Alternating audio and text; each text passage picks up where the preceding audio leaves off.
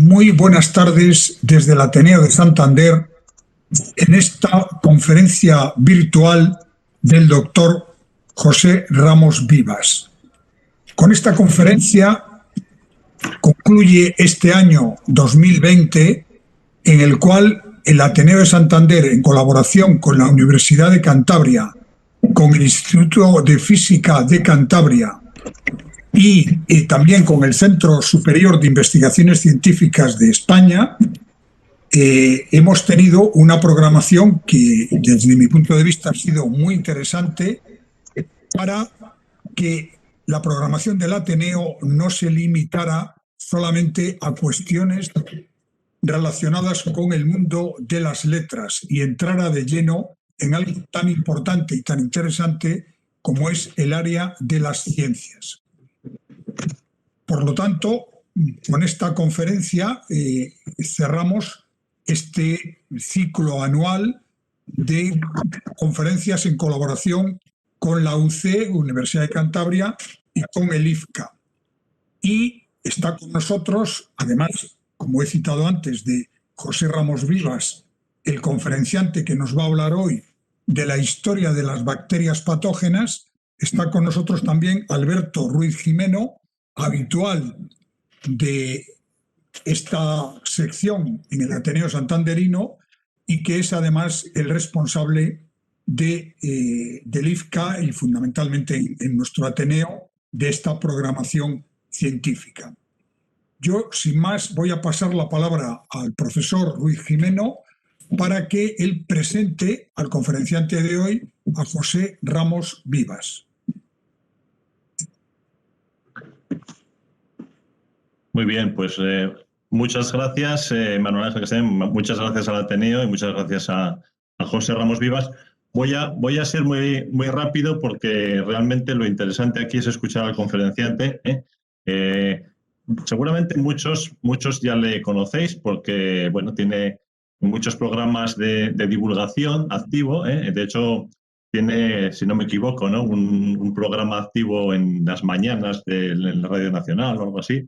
Y además ha escrito bastantes libros de divulgación, algunos de ellos muy importantes, como es el caso de superbacterias, y él nos hablará alguno de estos, pero además él como microbiólogo es un buen investigador. Yo, de hecho, le conozco sobre todo como investigador, porque le he conocido en las reuniones de supervisores de doctorado en la escuela de doctorado, donde es una persona muy activa. O sea que yo creo que es un gran divulgador, es un gran científico y además es muy ameno, por lo menos en lo que yo le conozco, con lo cual, sin más, le doy la palabra y muchas gracias por venir.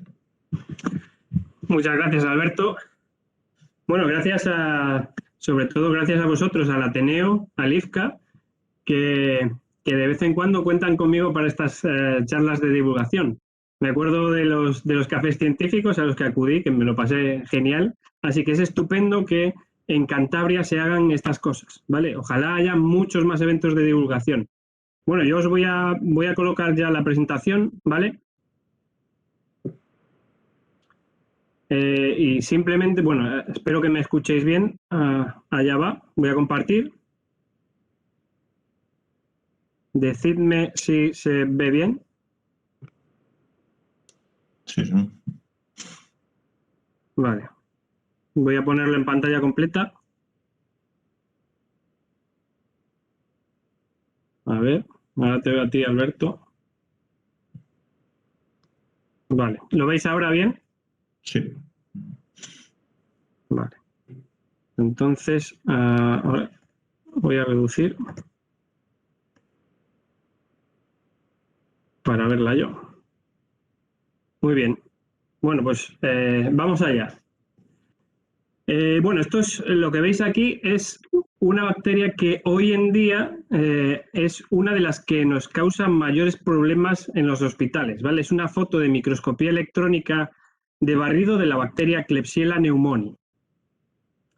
Este bicho se ha hecho, como muchos otros, resistente a los antibióticos y vamos a tener unos grandes problemas de resistencias por culpa de este bicho y otros en los hospitales.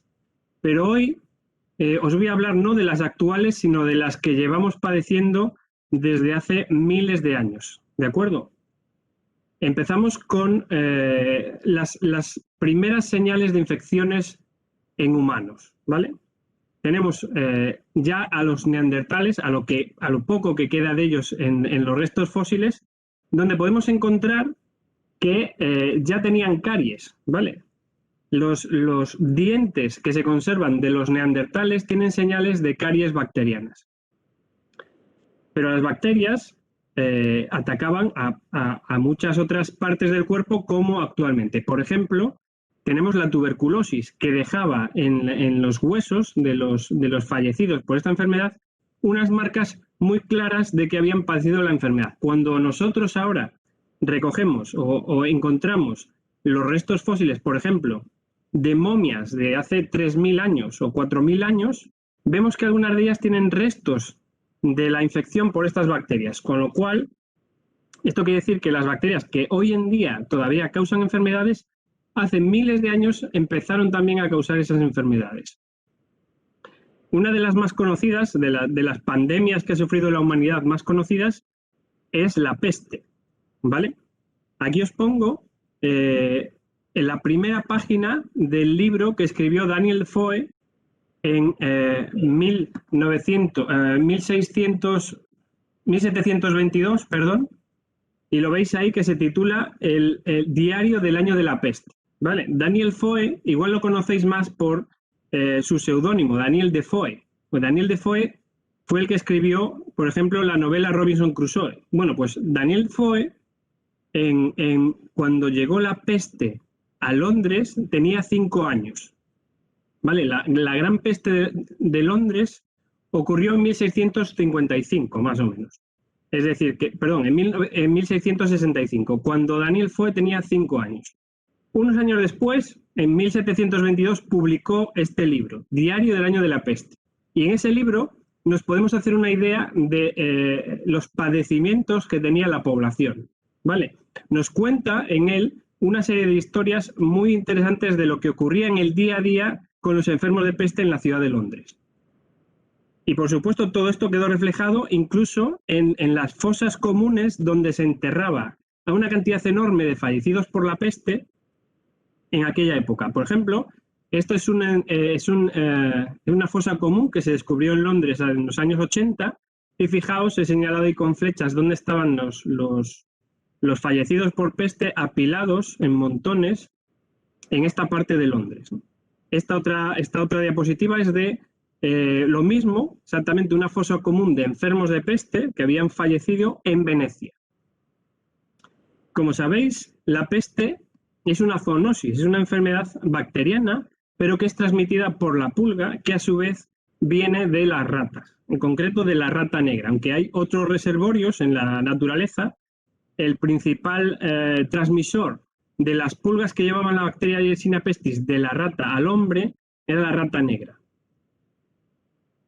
La patogénesis de esta bacteria es muy interesante, ¿vale? Por supuesto, la empezamos a conocer hace muy poco. Antiguamente no sabían ni siquiera que había bacterias. La transmisión de la peste es muy interesante. La bacteria, que veis ahí en la esquina superior izquierda, la bacteria adquirió una serie de genes que le permitieron varias cosas. Lo primero, infectar a las pulgas de la rata y crear un mecanismo de patogénesis espectacular. Y la otra adquisición genética que tuvo fue que era capaz de diseminarse muy fácilmente en el ser humano cuando las pulgas picaban a las personas.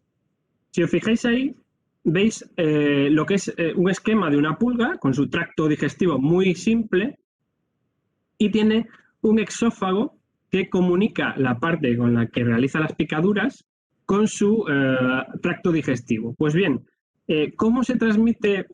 ¿Cuál es el mecanismo que la bacteria tiene para transmitirse de la pulga al hombre? Pues es una cosa muy curiosa. Las bacterias, este es el tracto digestivo de la pulga, veis ahí que está representada en lo que es la parte anterior digamos, del aparato picador, justo donde se acumula en verde. Aquí en verde a la izquierda podéis ver lo que son grupos de bacterias, sería el esquema en verde, y la bacteria se va acumulando en el exófago de la pulga hasta formar un biofilm, una biopelícula. Cuando la bacteria forma una biopelícula, la pulga no puede comer, porque el alimento que absorbe, o la sangre que absorbe desde la rata al picarla, no la puede meter en su tubo digestivo, porque la bacteria está taponando literalmente lo que es el exófago de la pulga. Con lo cual, cuando se crea ese biofilm de bacterias, la pulga no puede alimentarse, con lo cual pasa mucha hambre y a lo que se dedica es a picar continuamente a las ratas. Al picarlas, las bacterias de ese biofilm se van desprendiendo y van a infectar a la rata. Con lo cual, la rata muere muy rápidamente por peste, pero la pulga sigue teniendo hambre.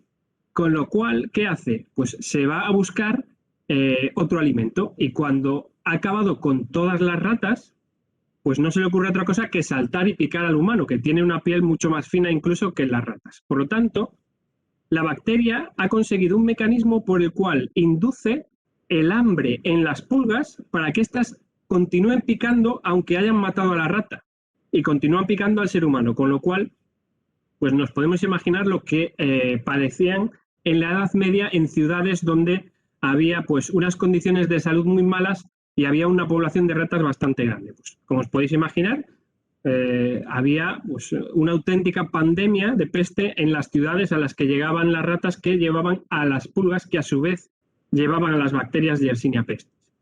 Bueno, esta es una enfermedad, el mecanismo por el que la bacteria produce una enfermedad que he repasado así muy rápidamente, pero ha habido durante la historia de la humanidad un montón de epidemias y de pandemias, pues, de tifus, de cólera, de tuberculosis y de otras enfermedades.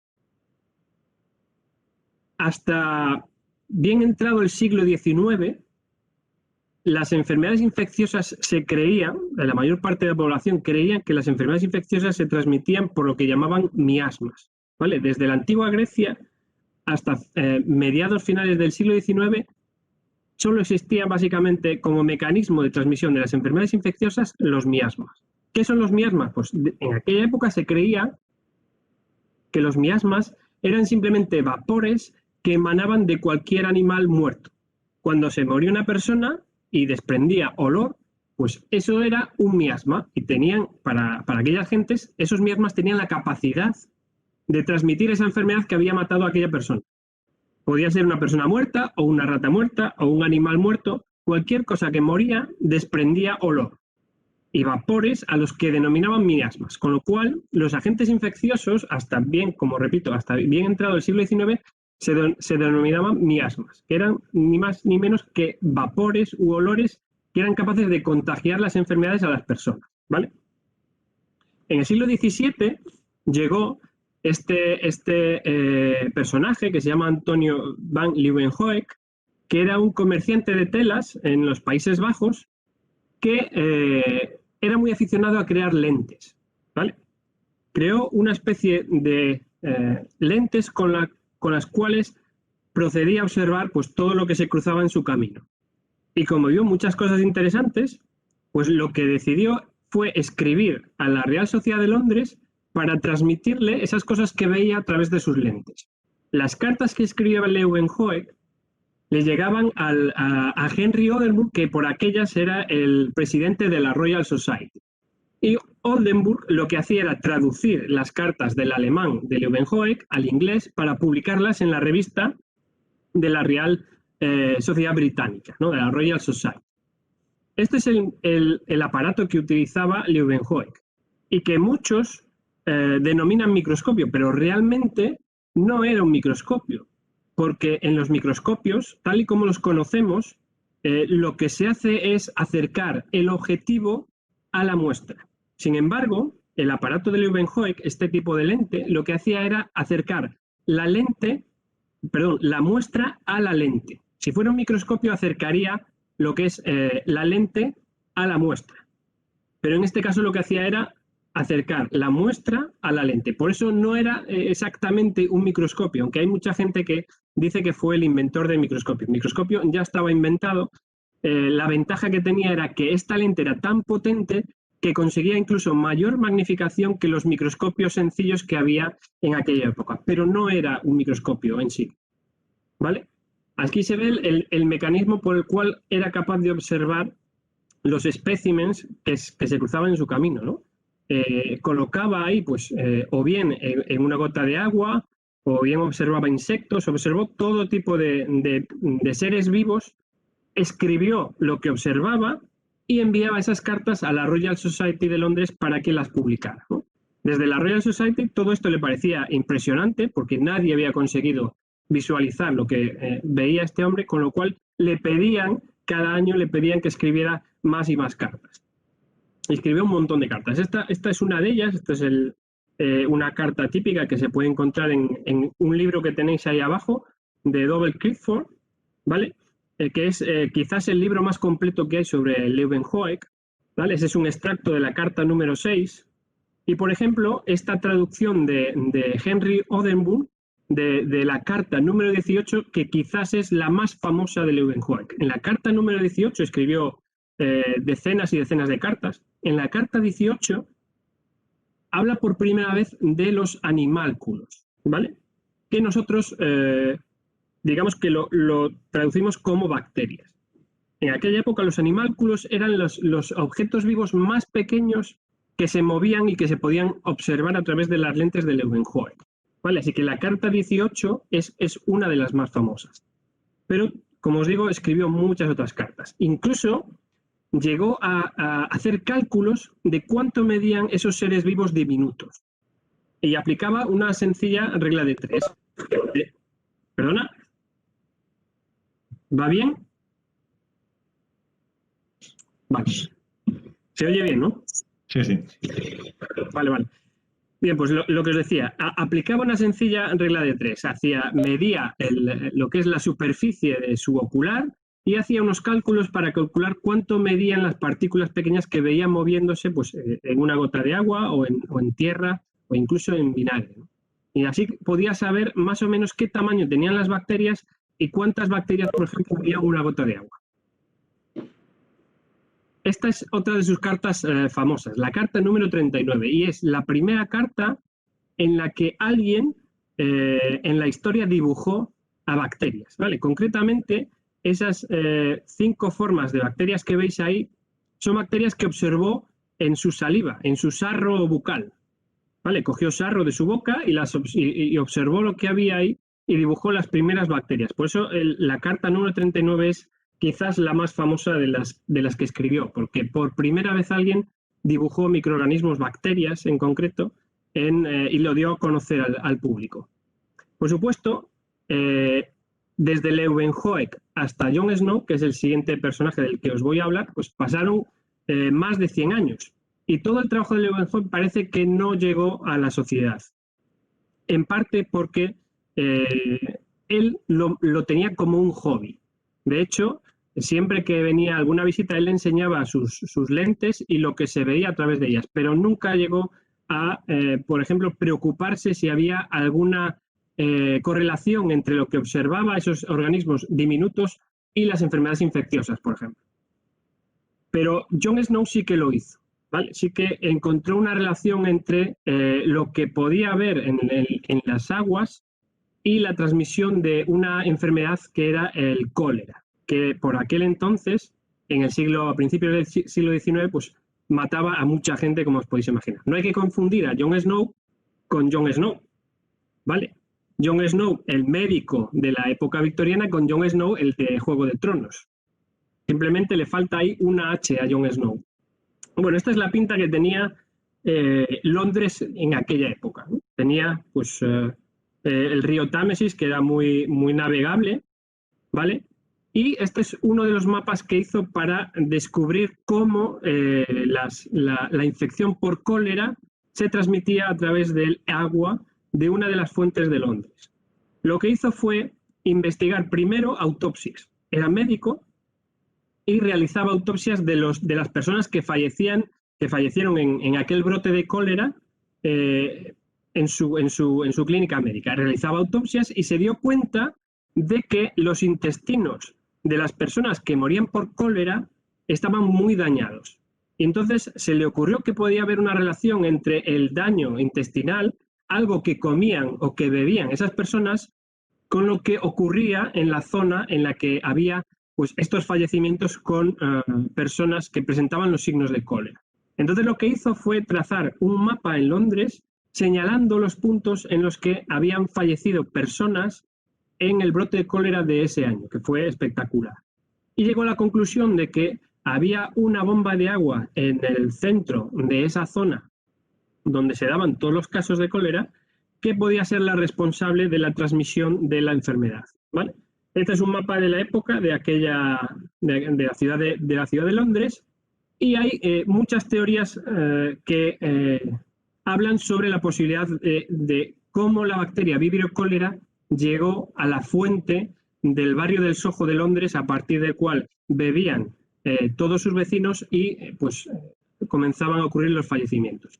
Resulta que una de las teorías nos dice que Jon Snow se dio cuenta de que la traída de agua a esa parte de Londres, a esa zona del Soho donde estaba la bomba de achique de la que bebían los vecinos, resulta que la compañía de aguas que llevaba el agua a esa fuente cogía el agua corriente abajo de la ciudad de Londres, mientras que otras compañías que llevaban agua a otros sitios de Londres cogían el agua corriente arriba de la ciudad de Londres, con lo cual pues lo que ocurría era simplemente que corriente abajo de la ciudad de Londres había un foco de aguas contaminadas, de aguas residuales, que transmitían el cólera, con lo cual, cortando la vía de transmisión del agua que se recogía desde la parte de abajo del Támesis, corriente abajo de la ciudad, y que llegaba al Soho, se cortaba la transmisión, y eso fue lo que pasó. Lo que se hizo fue simplemente decirle a la compañía de aguas que cerrara la bomba de achique donde bebían los vecinos, y con eso se consiguió reducir bastante la transmisión de la enfermedad. Esta es una imagen de una gota de agua del río Támesis. Es una caricatura de la época para que veáis lo que opinaba la gente sobre la traída de aguas que se hacía corriente abajo del río Támesis después de que todas las aguas residuales de la ciudad bajaran a ese río, ¿no? Pero Jon Snow, a pesar de que es nombrado como el padre de la epidemiología por descubrir la correlación entre el foco de infección y la epidemia que hubo en esa época, fue Filippo Pacini el que descubrió la bacteria en sí. Filippo Pacini era un médico italiano que también realizaba autopsias, y durante una epidemia de cólera en Florencia, ¿vale?, se dio cuenta de lo mismo, exactamente lo mismo que Jon Snow, que los intestinos de las personas que estaban fallecidas por cólera tenían pues la cara interna de los intestinos muy dañada. Pero él consiguió además aislar la bacteria. Esa es una preparación, esa que veis ahí es una preparación que se conserva en el Museo de Historia Natural de Florencia, donde podemos ver una de las preparaciones de Filippo Pacini que se le atribuye el descubrimiento de la bacteria Vibrio cholerae. Por desgracia, hay que decir que, como a muchos científicos de la antigüedad, de los siglos pasados, Filippo Pacini murió totalmente pobre y en la indigencia, y fue enterrado en una fosa común. Actualmente, en la zona del Soho donde estaba la bomba de achique que descubrió Jon Snow como foco de la transmisión del cólera, pues hay un pub que tenéis que visitar si vais a Londres, sobre todo los microbiólogos. El pub se llama Jon Snow, como el propio descubridor el propio padre de la epidemiología.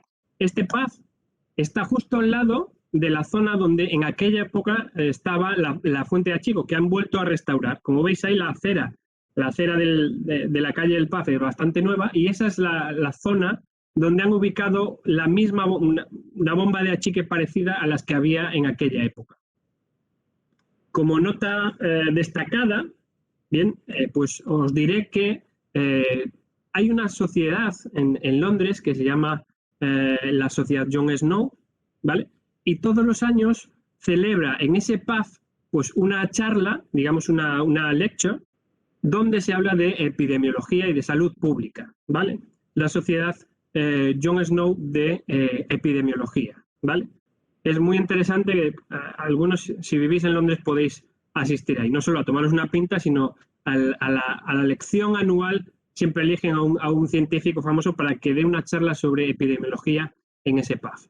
El siguiente personaje del que os voy a hablar es Louis Pasteur, que ya todo el mundo conoce, pero que voy a tratar de no hablaros de lo que ya sabemos de Louis Pasteur, que descubrió la vacuna de la rabia, utilizó las primeras inmunizaciones en ovejas, en ganado, trabajó con las levaduras del vino, etc.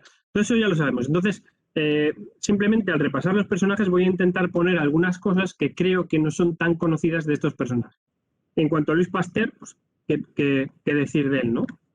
Fue el que dio el golpe de gracia a la teoría de la generación espontánea. ¿Vale? Hasta bien entrado el siglo XIX, la gente creía que cuando había algún trozo de carne que se estropeaba o restos orgánicos que estaban en la calle, a partir de esa materia que se pudría, a partir de ahí se generaban espontáneamente microorganismos, moscas, renacuajos, etc. ¿Vale? Y resulta que Louis Pasteur llegó para demostrar que esto no era así, que simplemente lo que pasaba era que en el aire había microorganismos y que cuando esos microorganismos entraban en contacto con la carne, con queso o con alimentos o con otras sustancias, pues simplemente lo que hacían era estropearla, ¿vale? Entonces, pues Pasteur descubrió esto a través de la utilización de vidrios con diferentes formas, ¿vale? Y también se le conoce, quizás por lo que más se le conozca es por la vacuna de la rabia, ¿vale? Aquí os pongo una foto de Joseph Meister, que fue el primer niño que vacunó Louis Pasteur contra la rabia. Al principio tenía mucho recelo y mucha precaución de si tenía que inmunizar a este niño o no, porque había sido mordido por un perro con rabia cuando se dirigía al colegio un lunes a la mañana. Finalmente se atrevió a vacunarlo, le salvó la vida y sabemos a través de sus notas y de sus cuadernos de laboratorio, por ejemplo, cómo fue el minucioso protocolo que siguió para inmunizar a Joseph Meister el 6 de julio de 1885, que lo veis ahí. Entonces, fijaos, este es uno de sus protocolos de laboratorio y sabemos también que siguió manteniendo correspondencia con este niño después de mucho tiempo. Por ejemplo, en esta carta que le escribe Louis Pasteur a Joseph Meister, pues habla de que han llorado mucho por él, pidiendo que se curara definitivamente de la rabia, ¿no? Un personaje que no se conoce mucho, porque siempre se habla del primer niño que vacunó Louis Pasteur, fue Jean-Baptiste Dupil. Dupil fue el segundo niño que vacunó Louis Pasteur de la rabia, y que si veis ahí, todavía se le nota en la mano marcas del perro rabioso que le mordió. Jean-Baptiste lo que hizo fue pelear con un perro que había atacado a su hermano pequeño y a un grupo de amigos de su hermano pequeño que estaban jugando en la calle. Dupil se tiró contra el perro, ¿vale? Consiguió matarlo, le dejó muchas heridas y Pasteur de nuevo volvió a utilizar su vacuna para curar. También es muy famosa esta imagen de un grupo de paisanos rusos que vinieron desde la provincia de Smolensk a París para que Louis Pasteur le inoculara su vacuna de la rabia, y eso hizo que el zar de Rusia financiara en buena parte el Instituto Pasteur cuando lo empezaron a construir unos años después. Una de las cosas curiosas de la vida de Pasteur es que hay una película que se hizo a principios del siglo pasado que se titula en principios del siglo XX, que se titula Louis Pasteur, la historia de Louis Pasteur, cuyo actor es Paul Muni, que ganó el Oscar, por cierto. Aquí vemos una imagen un fotograma de la película, que os recomiendo que veáis. Es en blanco y negro y no está doblada al español, me parece, pero está en inglés, está muy bien. Esta es otra imagen de Louis Pasteur en la película, Paul Muni, el actor, con el niño Joseph Meister, que acababa de vacunar. Pasaba las noches intranquilo pensando que si fallaba su tratamiento el niño podía morir y nunca se lo perdonarían. Y este es otro fotograma de cuando entró al hospital para ver a los paisanos rusos que se habían curado por la rabia y que lo veneraron como si fuera su salvador. Esta imagen de aquí es ya del fallecimiento de Louis Pasteur, con dos de sus nietos, y esto es del funeral multitudinario que tuvo Louis Pasteur en París cuando falleció.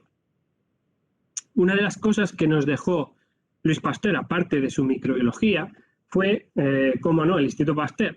Y en el Instituto Pasteur se celebra todos los años, desde 1888, ¿vale? Desde 1889, perdón, un curso de microbiología. Esta foto que veis aquí es del primer curso de microbiología que se hizo en el Instituto Pasteur en 1889.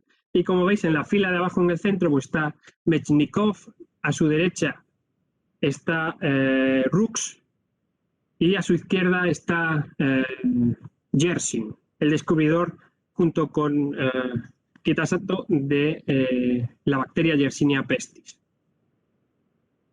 Este es otro curso de microbiología del Instituto Pasteur y como veis, ahí abajo a la derecha, ¿vale? Es la primera mujer que acudió a un curso de microbiología del Instituto Pasteur en 1896. Tuvieron que pasar unos años hasta que comenzó a haber ya mujeres microbiólogas que se animaban al estudio de la microbiología. Esta es otra foto del curso del Instituto Pasteur en 1904, donde podemos ver también pues ya unas cuantas mujeres que se animaban a hacer microbiología, ¿vale? Uno de los aspectos menos conocidos de Pasteur, ya sabemos todo lo que aportó al campo de la microbiología, fue que era un gran pintor, ¿vale? Hay un libro que escribió uno de sus parientes lejanos, que se llamaba Maurice Valéry Radot, donde recoge todos los lienzos que pintó Pasteur durante su vida. Era un gran pintor, aparte de ser pues, uno de los mejores microbiólogos de la historia. El siguiente personaje del que os voy a hablar es Joseph Lister, ¿vale? Que también es un médico y cirujano inglés, cuyo padre ya había hecho cosas interesantes, ¿vale? El padre de Lister fue Joseph Jackson Lister y trabajó mucho con los microscopios. De hecho, le dijo siempre a su hijo que no importa lo que estudiara, anatomía, fisiología, cirugía, tenía que utilizar el microscopio para ver células, tejidos, etcétera, de los enfermos. El microscopio ayudaría muchísimo a la medicina. Y Joseph Jackson Lister se le conoce por mejorar mucho la óptica de los primeros microscopios. También se le conoce, de hecho ingresó en la Royal Society porque publicó un trabajo con otro personaje famoso que se llamó Kaposi, ¿vale? Todos sabéis, conocéis el sarcoma de Kaposi, ¿vale? Pues Kaposi trabajó con Joseph Jackson Lister precisamente en el estudio de tumores. Bueno, en la época de Lister, lo que ocurría era que justo cuando él empezó a trabajar como cirujano, ya se habían recientemente descubierto los anestésicos, con lo cual esto tenía una ventaja muy clara para cuando tenías que cortarle la pierna a una persona, ¿no? O una pierna a un brazo. Es decir, que pasabas de tener que, digamos, golpear en la cabeza o anestesiar con alcohol a una persona para que no gritara durante una operación de cirugía, durante una amputación, etcétera, pues cuando empezó a trabajar Lister ya se habían inventado los anestésicos, el éter, el cloroformo, etcétera. Bien, lo que hizo Lister cuando empezó a estudiar las infecciones, que fue uno de sus intereses iniciales que mantuvo durante toda su vida, le preocupaba mucho cómo era posible que las heridas durante las cirugías conllevaran casi inevitablemente a infecciones, a gangrenas y a la muerte de los pacientes. Entonces Joseph Lister comenzó a estudiar qué pasaba en la cicatrización de las heridas y para ello utilizó murciélagos, que se han puesto muy de moda, por desgracia, en este año 2020. Lo que hizo Lister con los murciélagos fue estudiar qué pasaba cuando realizaba pues, un corte pequeño de cirugía en una de sus alas y observaba lo que pasaba a través del microscopio. Entonces ahí comenzó a observar cómo se reclutaban células del sistema inmunitario hacia la herida y cómo se formaba el proceso de coagulación, que al final era muy importante para determinar si una herida abierta o cerrada iba a evolucionar a una gangrena o una infección que pudiera acabar con la vida del paciente. No solo utilizó murciélagos, utilizó ranas, utilizó incluso algún pequeño cerdo, aunque en su apartamento era muy pequeño, no podía meter animales grandes, pero utilizó muchos animales de experimentación. Y su trabajo más importante lo dedicó precisamente a eso, a evitar que las heridas durante las operaciones de cirugía que se realizaban en aquella época, que eran bastante sucias, pues evitar que las heridas se infectasen y esto produjese que no solo la herida fuese a peor, sino que en muchos casos el paciente también moría. Este es uno de sus trabajos donde recomendaba al ejército utilizar su método antiséptico en las heridas de guerra. Su aportación principal fue un sistema por el cual impedía que los microorganismos llegasen a la herida de los pacientes a los que se les realizaba una operación. Ahí veis pues, un aparato que está sobre una mesita mientras están atendiendo a un paciente, y con ese aparato lo que hacía Lister era aplicar una nube de ácido carbólico o de fenol que evitaba que los microorganismos que estaban en el aire pudieran llegar a las heridas, infectarlas y que se produjera, por ejemplo, una gangrena. Con ese aparato, que era una especie de aerosol, se mantenía un ambiente estéril alrededor de las heridas y con esto se evitaba que se infectaran, ¿vale? Pero el aspecto microbiológico de cómo Lister estudiaba las bacterias también es muy interesante, ¿vale? Todos sus trabajos, los trabajos de Lister, están publicados en 2 tomos de libros que se denominan la colección de artículos de Joseph Lister, que podéis encontrar en algunas bibliotecas. ¿Vale? Son 2 volúmenes muy gordos y el primero de ellos está dedicado en una parte a la cirugía, pero en otra parte a la microbiología. Aunque era cirujano, sus aportaciones a la microbiología fueron muy espectaculares. Por ejemplo, aquí veis pues que utilizó por primera vez una especie de micropipeta, ¿vale? Lo cual es muy curioso para aquella época. Y en el centro veis una especie de tubos de ensayo con los cuales realizaba nada más y nada menos que las primeras diluciones seriadas y el primer recuento de unidades formadores de colonias, que esto es algo que poca gente conoce. El primero que realizó recuentos de bacterias individuales, recuentos de unidades formadoras de colonias, fue Joseph Lister, utilizando este método, en el cual hacía diluciones seriadas y ponía a crecer bacterias en medio líquido en esta campana con estos tubos, ¿vale? Esta es otra fotografía de uno de sus artículos que está también publicada en estos libros, donde podemos ver cómo estudiaba el crecimiento de los microorganismos, por ejemplo, en la leche. Incluso dibujaba. Ahí veis abajo unos dibujos de levaduras, ¿vale? Y pues dibujos de lo que conocemos hoy en día como lactobacilos, ¿vale? Le interesaba mucho las fermentaciones porque creía que las fermentaciones estaban directamente relacionadas con la infección de las heridas.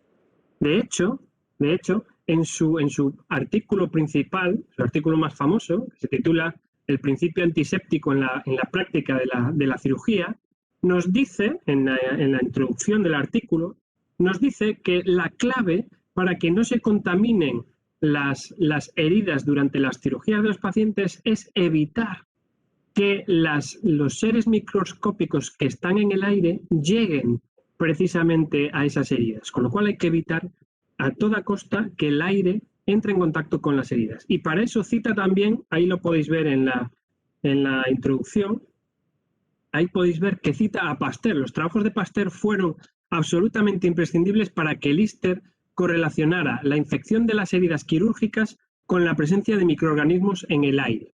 Y todo esto se refleja en este artículo de 1867 del British Medical Journal. Hay otro libro muy importante sobre la vida de Lord Lister y si puede llegar a vuestras manos os recomiendo que le echéis un ojo porque es espectacular. Es un libro que se titula Lord Lister, que escribió John Goodall, ¿vale? Que tenéis ahí a la izquierda. En este libro no solo habla, es una especie de biografía de Joseph Lister, sino que ahí podéis ver algunas de las cartas que se escribía con gente famosa de la época. En la carta a la izquierda es una carta que le escribió Louis Pasteur. Se mantenía correspondencia con Louis Pasteur. Y a la derecha tenéis nada más y nada menos que una carta que le escribió Charles Darwin, recomendándole que como método antiséptico utilizara también, por ejemplo, el ácido bórico, ¿vale? Para evitar que las heridas se infectaran con bacterias. O sea que ese libro de Lord Lister es una joya espectacular para comprender cómo Joseph Lister consiguió unir todos estos cabos, hacer caso a toda esta gente, a Louis Pasteur, a Charles Darwin, y conseguir que no se infectaran las heridas durante las cirugías en aquella época. Al final de la vida de Pasteur, en el homenaje que se le rindió en la Sorbona, acudió Joseph Lister, que está ahí con los brazos atendiendo hacia él, con los brazos hacia él. Se fundieron en un abrazo delante de toda esa gente que acudió a la Universidad de la Sorbona, y este es uno de los cuadros más famosos que hay en el Instituto Pasteur. Es un homenaje en el que Lister acudió en representación de todas las sociedades científicas británicas de la época.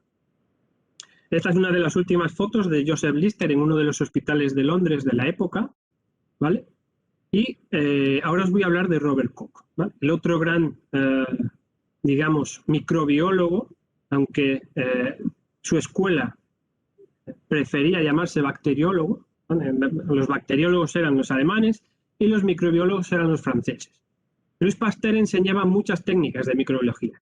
Estudiaba virología, trabajaba con bacterias, incluso con células del sistema inmunitario, con algunos de sus discípulos como Mendikov. Entonces, los pasteurianos preferían llamarse microbiólogos y los alemanes, que trabajaban sobre todo con bacterias, con tinciones y con identificación de nuevos agentes patógenos, preferían llamarse bacteriólogos. Entonces había una especie de competición entre los microbiólogos franceses y los bacteriólogos dirigidos por Robert Koch en Alemania. Esta es una imagen del primer laboratorio de Robert Koch que podemos encontrar en el libro de René Dibot, El mundo invisible, donde podemos ver cómo Robert Koch tenía lo imprescindible de un laboratorio de microbiología. Tenemos ahí preparaciones de microscopio, tenemos tinciones, tenemos una cámara donde hizo las primeras fotografías con cámara de bacterias, y abajo a la derecha tenéis lo que son rodajas de patata donde cultivaba bacterias, ¿vale? Al principio no había medios de cultivo sólidos, sino que se utilizaban pues, las patatas, y fue Robert Koch el que inició estos cultivos sobre la superficie de patatas para ver colonias bacterianas. Bien, Robert Koch es sobre todo conocido por, digamos, tunear los postulados de Jakob Henle. ¿Vale? Jakob Henle, que le precedió, pues digamos que ya había predicho los postulados por los cuales se puede considerar que un microorganismo es responsable de una enfermedad, los llamados postulados de Henle-Koch, aunque mucha gente los conoce normalmente por postulados de Koch solamente. Vale, a la izquierda en esta diapositiva podéis ver los postulados originales y a la derecha lo que sabemos hoy en día, es decir, los postulados de Koch han sufrido una serie de modificaciones y hoy no se cumplen al 100%, porque hay excepciones como en todo. Por ejemplo, hay personas que tienen el agente patógeno, pero no tienen la enfermedad, con lo cual sería un portador asintomático, como los enfermos de coronavirus asintomáticos, que aunque tienen el germen, no reproducen la enfermedad. Y esto pues no lo decía Koch al principio. Una de las cosas buenas que tenía el laboratorio de Koch es que intercambiaba estudiantes con otras universidades, sobre todo con Japón, ¿vale? El imperio japonés en aquella época se abrió al mundo, sobre todo a través de Alemania. Y el imperio japonés enviaba todos los años a un grupo de estudiantes a universidades y a centros de investigación alemanes para que aprendieran las técnicas de los mejores, que en aquella época pues eran o bien los franceses o bien los alemanes. Así que había un intercambio de estudiantes entre Japón y Alemania. En este caso, pues es Robert Koch y su mujer en una visita a Japón, en uno de estos intercambios en los que pues, le invitaban a dar conferencias, etc. Este, por ejemplo, es un discípulo japonés de Robert Koch, Kitasato Shibasaburo, que todos conoceréis como Kitasato, ¿no? De ahí viene el nombre de esa vasija de metal, de vidrio que utilizamos muy a menudo en microbiología, en todos los laboratorios de microbiología. Pues este fue uno de los discípulos de Robert Koch que descubrió también muchos agentes de enfermedades infecciosas. Otro de los que trabajaron con Robert Koch fue Julius Petri, al cual se le atribuye lo que es la invención de la placa Petri que utilizamos en cantidades industriales en los laboratorios de microbiología. No hay ningún laboratorio de microbiología en el mundo que no utilice una cantidad brutal de estas placas. Pues bien, resulta que no fue Julius Petri el que descubrió este método de poner una placa Petri, sino que ya sabemos que en Europa, no solo en Alemania, sino en Reino Unido y en Francia ya circulaban formatos de este tipo de placas en el mundo de la microbiología. El problema es que Julius Petri cogió la fama y se quedó en la placa con ese nombre, pero no fue realmente el descubridor como mucha gente pues, cree todavía, ¿no? Algunos de los trabajos de Koch pues, fueron sobre la tuberculosis. Él avanzó mucho, descubrió el bacilo de la tuberculosis, consiguió verlo en los tejidos, que era prácticamente invisible para cualquier microbiólogo de la época. Y aquí vemos pues, algunos de los trabajos o de conferencias que daba en congresos por todo el mundo, ¿no? Dicen que Robert Koch lo encontraron muerto en su sofá y se había quedado mirando por la ventana de su laboratorio y lo encontraron fallecido en la postura mirando hacia el horizonte. Y pasamos ya con el último de los investigadores de los que os voy a hablar, que contribuyó mucho, sobre todo a la salud y a la esperanza de vida de las personas al descubrir la penicilina, aunque sabemos que no fue el primero que observó fenómenos de antibiosis entre microorganismos, ¿vale? Algunas de las cosas curiosas que yo he descubierto cuando he leído un poco sobre Alexander Fleming fue que el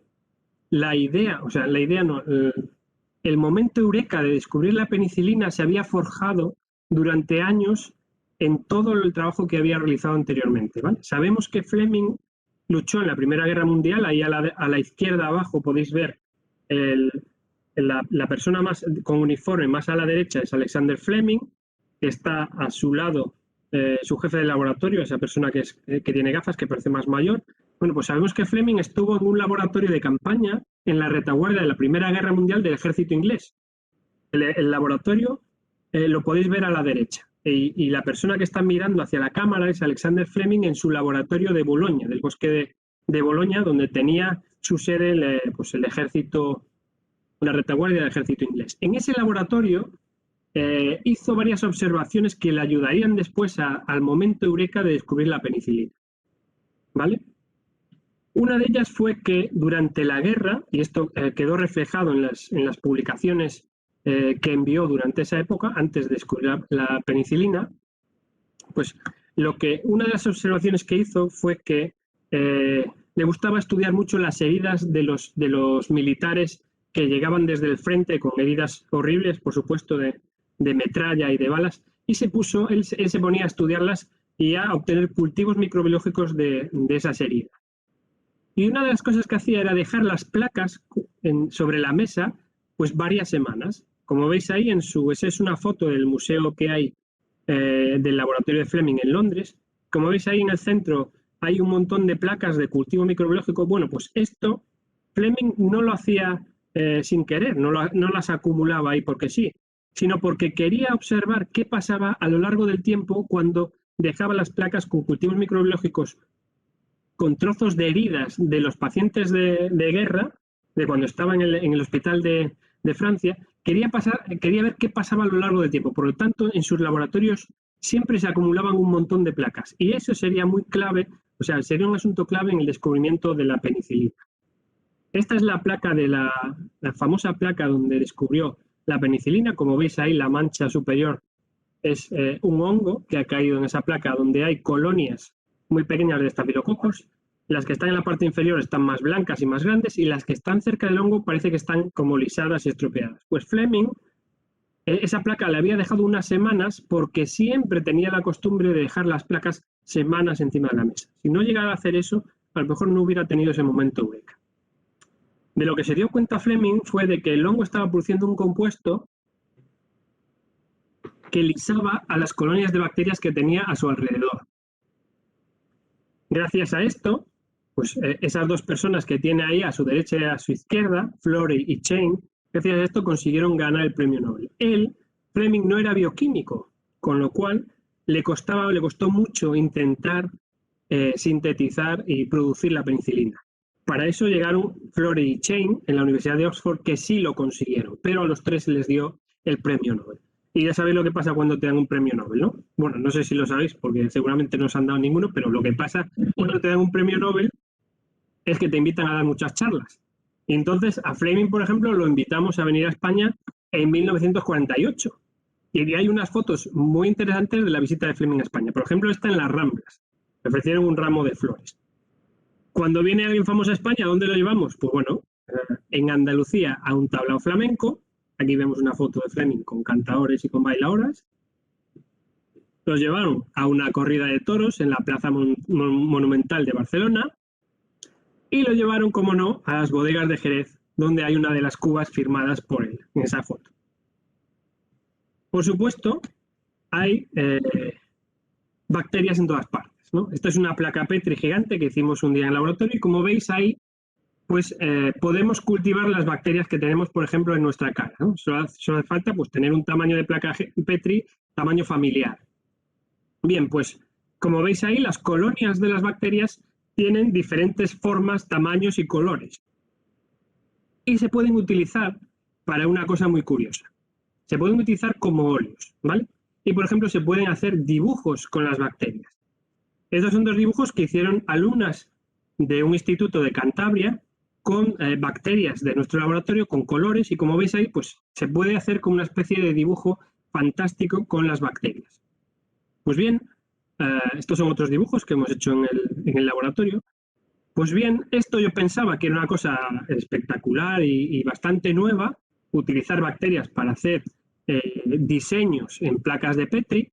Pues resulta que Alexander Fleming ya lo había hecho hace más de 50 años. Podemos encontrar que Alexander Fleming, por ejemplo, acudió en 1936 a un congreso de microbiología en Inglaterra y presentó ahí un trabajo. Esa es la foto de todos los asistentes al congreso y señalo con la flecha donde está Fleming en primera fila ahí en el frente. En este trabajo presentó un trabajo que se titulaba El crecimiento de los microorganismos sobre papel y utilizó exactamente lo mismo que utilizamos nosotros para pintar, hacer dibujos de colonias utilizando bacterias. Fleming lo hizo ya en aquella época. Por ejemplo, aquí utilizando colonias de Staphylococcus aureus, de Serratia marcescens, que en aquella época se llamaba Bacillus prodigiosus, y utilizando incluso hongos de bacterias. Y lo más alucinante es que Fleming ya dibujaba utilizando bacterias y hacía cosas tan espectaculares como estas, ¿vale?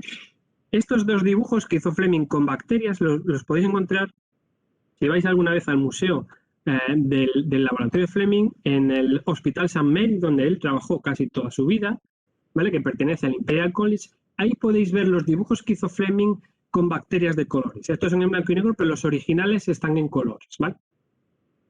Y bueno, os preguntaréis, ¿por qué no hay mujeres en la microbiología? ¿Vale? Bueno, pues al inicio, como os decía, al inicio, hasta bien entrado el siglo XIX, a finales de 1800, ahí empezaron a surgir algunas mujeres interesadas por la microbiología. Si queréis saber más sobre las mujeres que hicieron microbiología, tenéis que leer este libro de la Sociedad Americana de Microbiología, a la que pertenezco, donde os habla de las mujeres más importantes de la microbiología. Por ejemplo, Alice Evans, que descubrió la transmisión de la brucelosis, ¿vale? O esta chica de aquí, que no era bacterióloga, sino que era microbióloga, que no sé si la conocéis, ¿vale? Esta mujer es muy importante precisamente hoy en día, que nos ha tocado lidiar con el coronavirus que ella vio por primera vez, ¿vale? Se trata de June Almeida, que fue la primera persona que vio la forma de un coronavirus a través de un microscopio electrónico de transmisión. Bueno, y ya para acabar, pues solo recordaros que aunque la historia de las bacterias patógenas es inmensa, es imposible hacerla en una charla ni en 10, ¿vale? Porque no solo hay bacterias, sino que hay enfermedades, etcétera.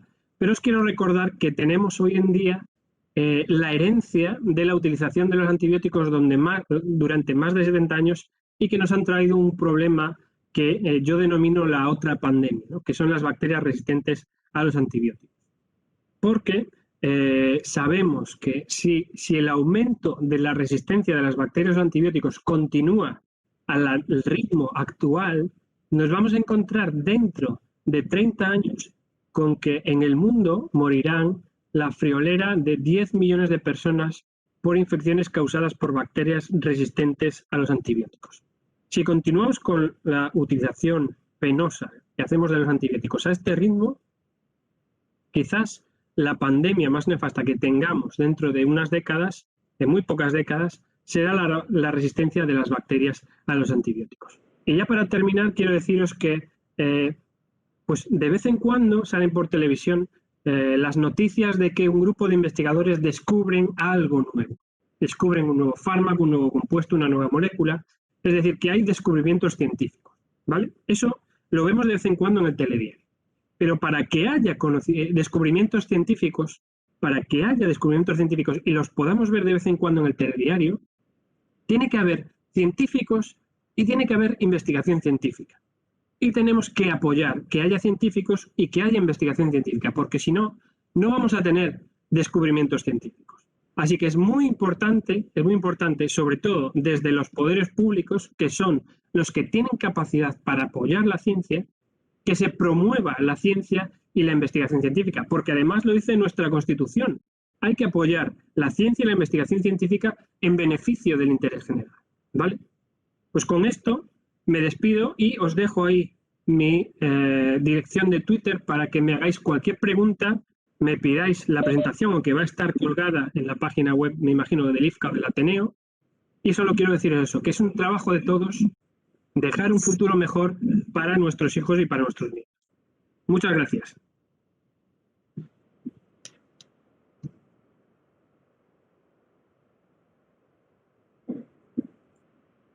Justo 1 hora.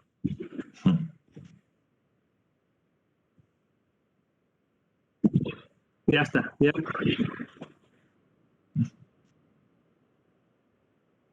Bueno, yo tendría muchas preguntas, pero, hombre, estoy primero totalmente de acuerdo con la frase final, ¿no? que has dicho. Sí que me preocupa, bueno, esa es una preocupación general, ¿no? Y que a ver tú qué opinión tienes, porque claro, siempre se habla del tema precisamente de los antibióticos, del mal uso de los antibióticos y luego de las empresas farmacéuticas, ¿no? Y ahora mismo las empresas farmacéuticas están de moda para bien, ¿no? Porque evidentemente, pero han estado de moda para mal precisamente por ese otro motivo, ¿no? Porque por los intereses, digamos, climatísticos que pueden ser contrarios a los intereses científicos. Entonces, ¿cómo lo ves? Porque tú, como estás en el ramo. Bueno, la verdad es que lo primero es que las empresas farmacéuticas han dejado los programas de investigación en nuevos antibióticos, que es lo que más necesitamos ahora. Antibióticos que sean completamente diferentes a los que tenemos para poder tratar las infecciones con bacterias que resisten a los que ya tenemos. Y esto es un problema. Las empresas farmacéuticas han visto que ya no es rentable investigar en antibióticos porque si se generan rápidamente bacterias resistentes, esos antibióticos dejan de venderse y ya no sacan beneficio, con lo cual han dicho, bueno, vamos a investigar en moléculas de enfermedades, por ejemplo, crónicas, donde ahí siempre vamos a vender esos fármacos. Pero los antibióticos, si sacamos uno al mercado que nos cuesta $1.000 millones y 10 años de investigación y desarrollo, y a los 2 años se crean resistencias en los hospitales y ese antibiótico ya no se puede vender, pues entonces pasamos de investigar en antibióticos. Y claro, si las empresas dejan de investigar en antibióticos, nos quedamos con los que tenemos y como están dejando de funcionar, pues la cosa solo puede ir a peor. Por lo cual necesitamos que las empresas farmacéuticas vuelvan a retomar los programas de antibióticos y para ello debemos facilitarles un poco las cosas. No todo van a ser beneficios, pero sí que debemos dejarle pues algunas facilidades para que retomen esos programas, porque si no lo hacen ellas, el sector público no lo puede asumir y es un problema. Gracias. Muy bien, pues muchísimas gracias al doctor José Ramos Vivas por esta conferencia que además de rigurosa desde el punto de vista científico, ha sido muy amena, muy divulgativa, que al final es el objetivo que tenemos tanto en el IFCA como en el Ateneo de divulgar la ciencia y para ello hay que hacerla asequible al común de los mortales que no somos especialistas en estas materias. Insisto, muchísimas gracias y esperamos que cuando esta pandemia del virus, que no es lo mismo que una bacteria, pase, podamos tener alguna otra conferencia ya presencialmente en el Salón de Actos del Ateneo Santanderino. Y muchas gracias a Alberto Ruiz, que siempre está colaborando con el Ateneo, llevando directamente esta entente entre el IFCA, la Universidad de Cantabria y el Ateneo Santanderino. Muchísimas gracias. Gracias. Muchas gracias a vosotros. Seguid así, que esto es único. Os puedo decir yo que las actividades de divulgación que se hacen en Santander no son las típicas de todas las comunidades autónomas. Desde luego el IFCA hace, yo creo, que el mejor trabajo de Cantabria en divulgación. Muchas gracias por vigente. Bueno, muchas gracias al Ateneo, que realmente estamos encantados de hacerlo. Muy bien. Efectivamente. Vale. Hasta luego.